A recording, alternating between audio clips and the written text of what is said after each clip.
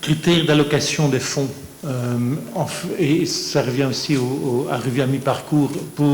Il y a toujours ce dilemme entre critères de besoin et critères de performance. Pour les critères d'allocation initiaux, on a privilégié les critères de besoin, population, revenu par tête, fragilité, ce type de critères-là. Donc c'est un modèle qui a été développé sur base de ces critères-là. Pour la revue à mi-parcours, comme disait Mme Ferrand, bien sûr, on va davantage mettre l'accent sur les critères de performance, que ce soit de performance en termes de mise en œuvre ou de performance plutôt en termes de réforme mise en œuvre, etc. Mais là, effectivement, je pense que les critères vont être finalisés au premier semestre de cette année-ci. Ils vont bien sûr être communiqués, puisqu'effectivement, c'est un exercice commun. Madame Ferrand a très longuement parlé de comment le FEDD+ va se mettre en place sur base de pipeline, de même qu'elle a parlé d'efficience, efficacité. Et donc, effectivement, je pense que pour répondre à la question très précise de la République démocratique du Congo, effectivement, il y a quand même une dimension bottom-up beaucoup plus renforcée qui s'est mise en place dans la logique de Global Europe, pour ces raisons-là, précisément d'efficience et d'efficacité, et qui permet justement aussi d'avoir des programmes à géométrie variable.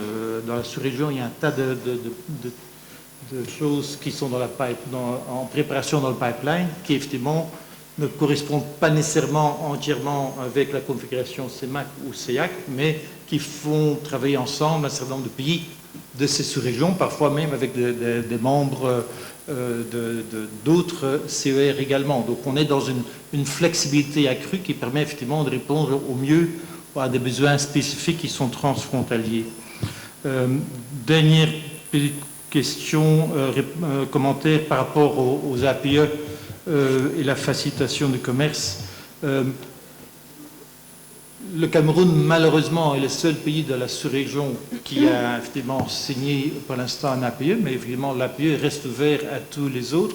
Je pense que les craintes de certains pays au départ par rapport aux APE ont été très largement contredits par les faits. Je pense que les premiers bilans que nous faisons de l'APE sont excessivement positifs.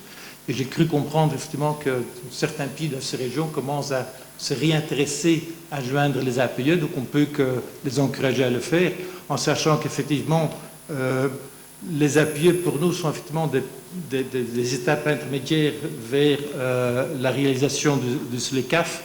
Et comme il a été mentionné par le président de la CEMAC,